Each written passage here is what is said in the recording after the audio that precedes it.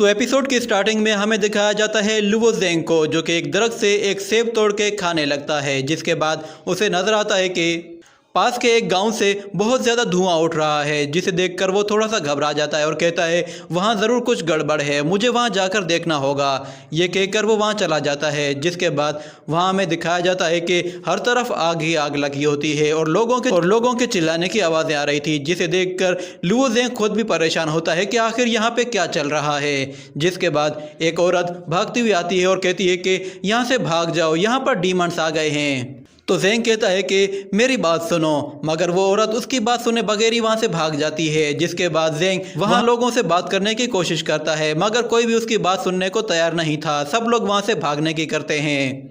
जिसके बाद हमें वहाँ पे एक डीमन को दिखाया जाता है, जो कि वहाँ लोगों पे हमला करने के लिए आ रहा था कि अचानक से एक सोड आके उसकी बॉडी के आर पार हो जाती है और वो सोड बाकी सभी मॉन्स्टर्स को भी ख़त्म कर देती है। जिसके बाद हम देखते हैं वो सोड वापस से ऊपर चली जाती है। जिसके बाद हमें दिखाया जाता है लुओ फ्यूमिंग को, वो स्वॉर्ड उसकी ही थी।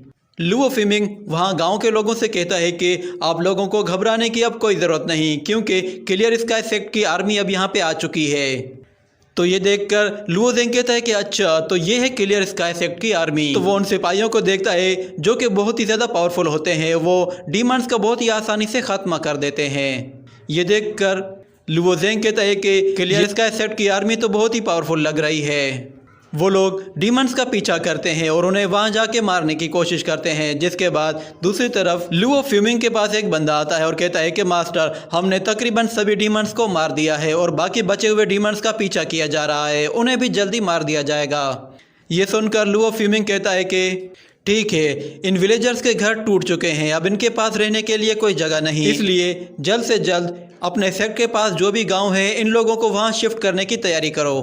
जब लुओ ज़ेंग ये बात सुनता है तो वो कहता है कि ये लोग क्लियर स्काई सेक्ट जा रहे हैं, तो मुझे भी इनके साथ चलना चाहिए। ये कहकर वो उनके साथ चल पड़ता है। जिसके बाद अगले सीन में हम लोग देखते हैं कि डीमन लॉर्ड एक ब्लड पूल में कल्टीवेशन कर रहा होता है और जब वो अपनी कल्टीवेशन खत्म करता है तो वहाँ मौजूद अपने एक सर्वेंट से कहता है कि मैंने तुम्हें जिस शख्स को तलाश करने के लिए भेजा था, क्या तुम्हें वो मिल गया? तो वो शख्स कहता है कि हाँ, हमने उसे ढूंढ लिया है। और इसके अलावा एक दूसरा शख्स भी है जिसके बारे में हमारे पास एक अच्छी न्यूज़ है। हमें पता चल गया है कि वो लोग कहाँ हैं। वो लोग इस वक्त ईस्टर्न रीजन में इंटर हो चुके हैं, जो कि क्लाउड हॉल के अंडर में आता है। तो डीमन लॉर्ड कहता है कि हमें इस चीज़ का फ़ायदा उठाना है।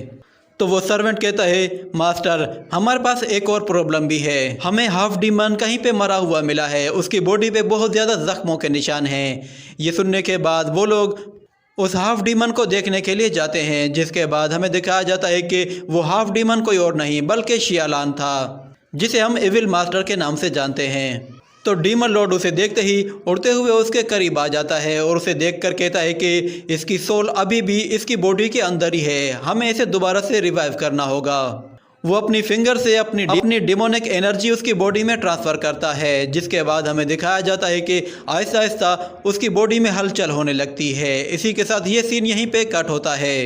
अगले सीन में हमें क्लियर स्काई सेक्ट के माउंटेन गेट को दिखाया जाता है, जहाँ पे वो सभी विलेजर्स आ रहे होते हैं और वो लोग उस क्लियर स्काई सेक्ट को देखकर बहुत ही हैरान होते हैं, क्योंकि वो बहुत ही ज़्यादा बड़ा था और पहाड़ के बिल्कुल चोटी पे बना हुआ था। ये देखकर लुओ ज़ेंग कहता है कि मुझे यान को कहाँ ढूंढना चाहिए, क्योंकि वहाँ पे हर तरफ कोई ना कोई सिपाही अपने हथियार लेके खड़ा हुआ था। ये देखकर लुओ ज़ेंग कहता है कि यहाँ से छुपकर निकलना बहुत ज़्यादा मुश्किल होगा, क्योंकि हर तरफ गार्ड खड़े हुए हैं। जिसके बाद एक सिपाही वहाँ पे एक अनाउंसमेंट करता है और कहता है कि डीमंस लगातार हमले कर रहे हैं, इसलिए उन डीमंस को मारकर भगाने के लिए हम लोग नए सिपाहियों को भर्ती कर रहे हैं। ऐसे सिपाही जो कि बिल्कुल यंग हो और उनका कल्टीवेशन लेवल भी बहुत अच्छा हो। तो अगर आप लोग क्लियर स्काई सेक्ट को ज्वाइन करना चाहते हैं तो एक लाइन बनाकर खड़े हो जाएं। तो वो सब लोग एक लाइन में खड़े हो जाते हैं और लुओ ज़ेंग भी उनके साथ खड़ा हो जाता है। जिसके बाद हम देखते हैं वो लोग एक खास किस्म के आइडेंटिटी बैच को दिखा के वहाँ से अंदर चले जाते हैं। जिसके बाद लुओ ज़ेंग की बारी आती है तो उससे वो बैच मांगा जाता है। तो लुओ ज़ेंग कहता है कि मेरे पास ऐसी कोई चीज़ नहीं है। जिस पर वो लोग उससे कहते हैं कि क्या तुम्हारे पास ऐसी कोई चीज़ नहीं है, तो फिर तुम लाइन में क्यों खड़े हो, चलो निकलो यहाँ से। पता नहीं कैसे कैसे लोग आ जाते हैं। और उसके पीछे खड़ा हुआ बंदा कहता है कि इसे तो अपनी आइडेंटिटी बैच के बारे में भी नहीं पता नहीं कहाँ से आ गया है ये। ये सुनकर लुओ जेंग एक साइड पे चला जाता है, जिसके बाद उसके पीछे एक और लड़का आता है और उससे आकर कहता है कि मेरी बात सुनो। तो जेंग कहता है कि तुम्हें क्या चाहिए। वो शख्स कहता है मेरा नाम मोचेन है, क्या तुम यहाँ पे पहली मर्तबा आए हो। तो जेंग उसे कोई जवाब नहीं देता, जिस पर वो कहता है कि मुझे लगा ही था तुम कोई जवाब नहीं दोगे, मगर कोई बात नहीं, तुम्हें आहिस्ता आहिस्ता इसकी आदत पड़ जाएगी। जिसके बाद वो उसे बताता है कि clear sky sect eastern region में सबसे ज़्यादा पावरफुल है और हर डे से पहले इस सेक्ट को ज्वाइन करने की ख्वाहिश रखता है, और अब जाके हमें मुश्किल से इसे ज्वाइन करने का मौका मिला है और अब तो कोई ट्रेनिंग प्रोसेस भी शायद नहीं होगा।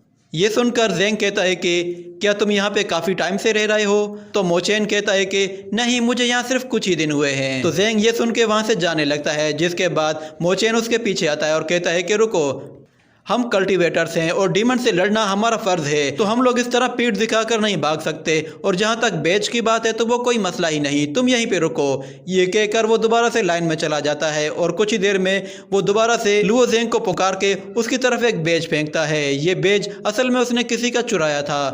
तो जेंग उस बेज पे उसको थैंक यू कहता है, मगर वो देखता है कि जिसका वो बेज चोरी हुआ था वो शख्स अपने बेज को वहाँ पे ढूंढने लगता है। तो उसके अलावा वहाँ पे और भी बहुत सारे लोग थे जो कि उसका बेज ढूंढने लगते हैं, जिनमें से एक शख्स लुओ जेंग को जानता था। तो जेंग उसे देखकर कहता है कि मेरा ये सफ़र तो दुश्मनों से भरा हुआ है। ये कहने के बाद ये एपिसोड यहीं पे ख़त्म हो जाता है।